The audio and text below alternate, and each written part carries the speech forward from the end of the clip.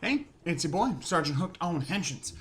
So today we are talking about the very next episode of Kamen Rider Revice. We're in episode, what is it now, 46, 47, somewhere around there. I never get the episode numbers right, as my comments tell me all the time.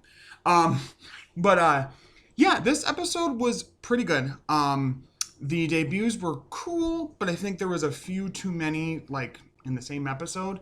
Um, but we'll get to that. So mainly what we got going on is Vice being kind of puppeteered, if you will, by GIF, threatening the Igarashi family and all of humanity, and blah blah blah. And eventually he lets them go for some reason and then leaves. And Vice is really freaked out. And Sakura's whole thing this episode is kind of, sort of, a redux of her whole storyline when she debuted as Kamen Rider Jean, or Genu, or however you say. I thought it was Jean. It's Jeanne was like Joan of Arc, Jean d'Arc, or whatever. So I thought it would be Jean. Anyway, um, where Daiji really wanted to protect her, didn't think she could fight. No, you're just our sister. Stand aside. We got this. Blah blah blah. And that like pushed her to like accept her weakness, but that her weakness can also be her strength, right? Well, she's kind of reiterating that same lesson again with Lovekov, which is fine. It's a little lame that we're just redoing the same thing with her, but applying that storyline to her demon, because her demon's only been the whole show saying love, love, love you. So I don't. It's a little weird to me, but it's fine. So she wants to keep protecting Lovekov. And Lovekov keeps saying, let me fight, let me fight, let me fight. There's finally a nice part of the episode where she has a heart-to-heart with Lovekov. She actually takes for the first time her stamps herself and makes Lovekov physical and talks to her. And Lovekov basically helps her understand that, like, I want to help you fight. Like, yeah, I know you think I'm weak, but this isn't a wound. I'm molting. I'm becoming stronger. I'm evolving. And it doesn't make her change how she looks at all. She looks the same. But anyway, so it's Sakura learning the hard way that, like, she needs to, like, allow Lovekov to be out there to help fight, and that there's some way that maybe they can combine their power, which leads into her debut as Invincible or Muteki Jean. So the only other like big thing is two things. So Daiji kind of out of his ass comes up with this plan that, like, okay, well, maybe in this gift dimension, or maybe the gift that we were fighting before wasn't the true gift. And something about some way that he was acting made him think that maybe he was like an illusion type of gift, and that the real source of it was inside the portal, and blah blah blah. So their plan is to get somebody inside, and they both looking straight at Vice. And he's like, "What? Huh? Me? Yeah, I don't want to be bait."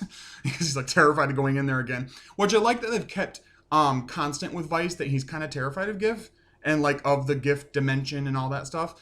But essentially, GIF in his ultimate Revice, or not GIF, sorry, Vice in his ultimate Vice, Kamen Rider Vice form, is going to go into the gift dimension thing and destroy the Gifusi statue thing, while they are attacking GIF outside a little bit, and that'll kind of depower him a little bit, and then they'll come out and they'll fight him, right?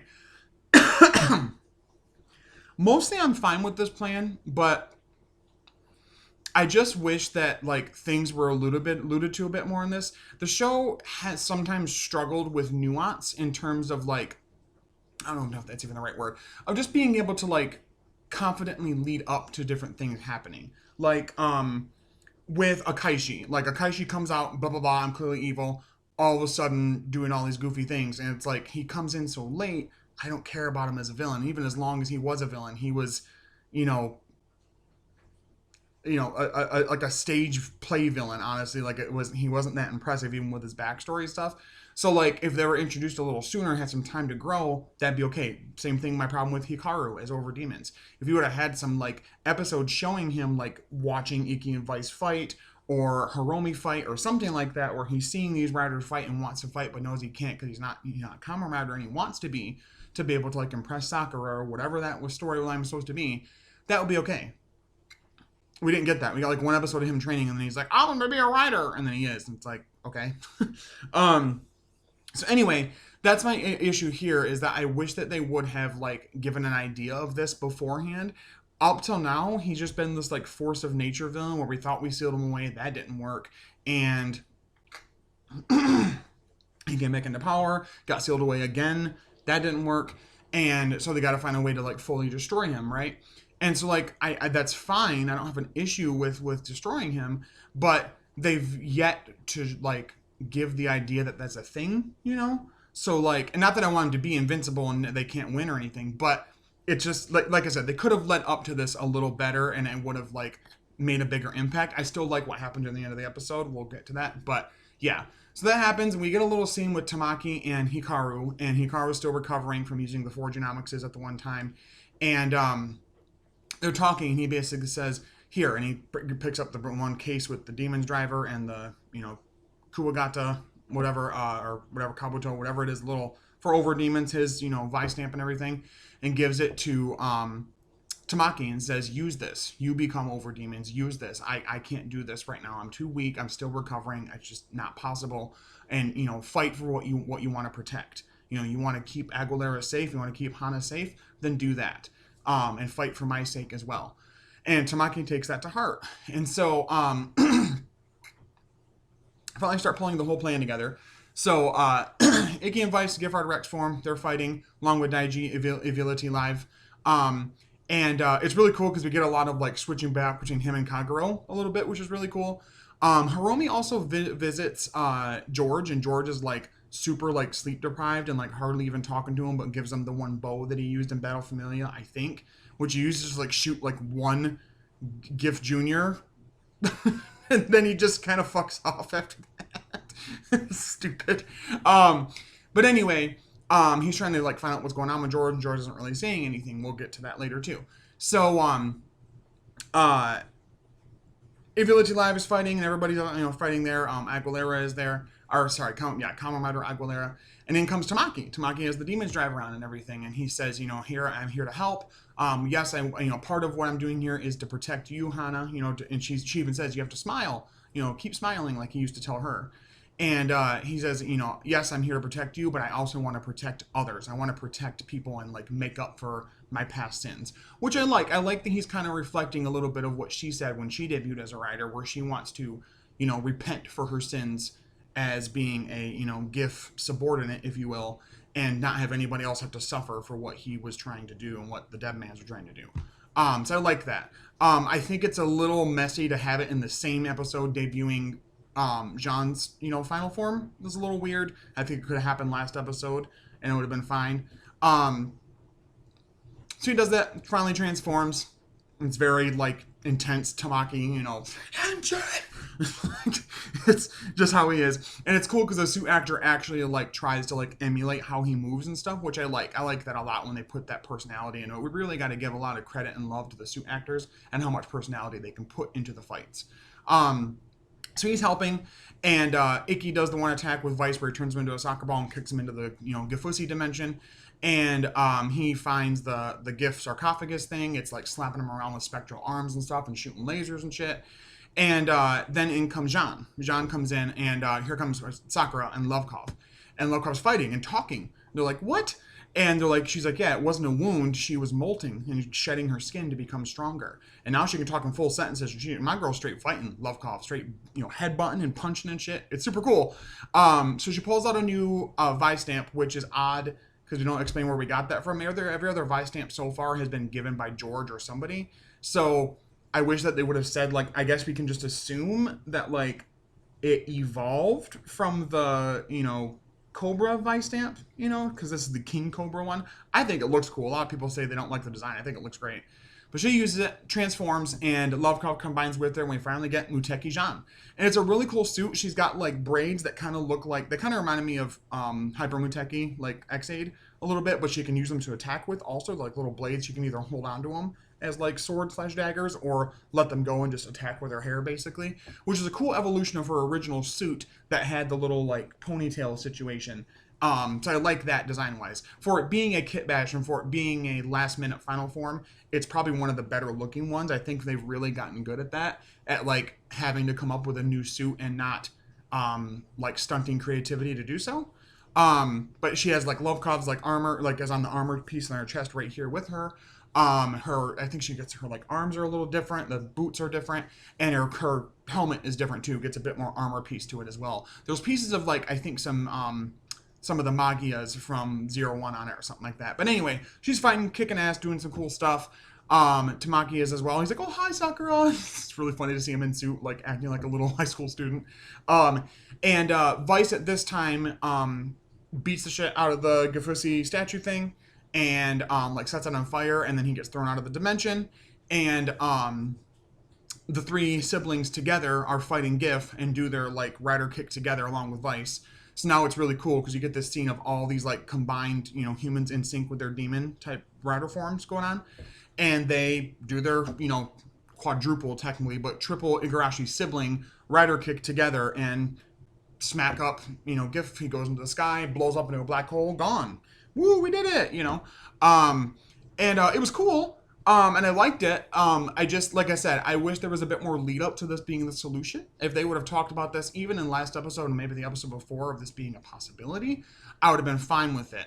But I kind of feel like maybe they got a little ahead of themselves and weren't quite sure what they were going to do with GIF from the start, because I'm not sure if this feels like what they were going to do from the start with GIF. But I don't hate it. I don't like that he talked, because I don't know. If he's talking, he needs to have a personality, and he doesn't. He's just like, "I'm evil, and you are humans, and you must die, meh." And that's pretty much it. So it kind of bothered me. But so that happens, and they defeat them. They're all happy and celebrating, woohoo. Last bit of the episode, though, shows George, and he's completing the work on the Juga driver. If you don't know, he's going to be becoming Kamen Rider Juga, which is a combination of Kuga and Ju, which is like Ju is a Ju is a way to say 10 in Japanese, and he's like the 10 Vi stamps are like his favorite seasons. His stamp for the Juga driver has the images of the 10 animals on it. And the form, Kamen Rider Juga, looks like Ultimate Kuga, like the black suit with the gold and all that. Yeah. So it shows him finishing work on it. Behind him, you see a shadow appear behind him of what looks to be Sheik, but I thought Sheik was destroyed, I'm pretty sure, in Battle Familia. Maybe not, I don't know. If not Sheik, then I guess it's going to be like a last-minute ass-pull demon of George's that he has that we've never seen yet up to this point. So I'm not angry that it's another final boss as a rider type thing, but at the same time, I think I don't want to say it's not creative, but again, it's all about the lead up to it. And I mean, in some ways you can see it this way, that like he talks about here and there throughout these last few episodes about not needing the power of demons anymore and wanting to surpass his dad and blah, blah, blah, and feeling a little like awkward that he feels like some of his creativity and Georgeness came from Sheik and not himself, and blah, blah, blah, blah, right? And he's lived his whole life this way, and now he's not sure, he's having like an identity crisis thing, which is cool and fine, but again, I wanted some more like introspection on that. The person who wanted to be a rider the most, who was the biggest fanboy of them, creating all these other riders and drivers, waited until the very like final arc to like all of a sudden be one. And I'm hoping that it's mostly the influence of this demon on him that's making him feel this way, because even with all of his questionable choices and whatever, George has never wanted to kill anybody. Like, yeah, he was pretty careless with Hiromi, and he's repented for that, I think, pretty decently. But he's never wanted to, like, murder people or, like, destroy things, unless now it's, like, a warped sense of, right and wrong, where he thinks, well, I don't need the power of demons, so nobody does. They're a detriment to everybody. Look at all the harm they've caused. But the only people really that are left with demons to speak of are the Igarashi family. So, because Tamaki doesn't have one anymore, neither does Hana. Hikaru doesn't, clearly. So it'd be really the Igarashi siblings. So next episode is supposed to be him fighting them as Kamen Rider Juga for 47, 48, I think 47, 48, 49, and 50, or 48, 49, 50, whatever. Last 3-4 episodes supposed to be him as the final bad guy. I don't know if he'll stay that way all the way through. I'm assuming that it won't be, because there's only so many episodes left. This episode, I probably would overall give it probably like a 7.5 out of 10. I didn't hate it. I don't think it's nearly as awful as everybody else was saying. I think the pacing was off. And again, Revice has had a lot of trouble with the lead up to certain reveals and certain story beats happening, character things happening. They know how, it's like they imagine the beginning point of it and the end point that's going to really get people's like reaction. But the middle part where we actually get to that reaction and care about it isn't always there. And that bothers me quite a bit. There's certain times where it's fine. But like I said, it's just kind of the execution in the middle. I still think I do enjoy a majority of the show enough to still have it in like my favorite seasons kind of a thing. But it definitely, needs needed a bit of work in like the execution department in terms of like in between certain things happening. Because like the things they pick out to happen, the different story things happening, like stuff with Akaishi, the Dead Man stuff, GIF, like most of the things that they talk about and the endpoints of those are super cool, but the journey to get there isn't there as much. Either isn't as long as it should be, or is way too long, or is non-existent. And then it's the, why do we care? You know what I mean? So anyway, about 7.5 out of 10. Next week, Kamen Rider Juga, we're gonna see that whole situation happen, so that'll be pretty cool. Coming up on the channel, we'll have the Down Brothers episode 22 review up pretty soon. And I'm hoping to do some more Star Wars content this week. I'm going to do a video on Knights of the Republic 2 and why you should give it a shot. And a few other videos. I'm going to try and come up with some other ideas, things to talk about and whatnot. But anyway, stay hooked on Henshin's. I'll talk to you later. Bye-bye.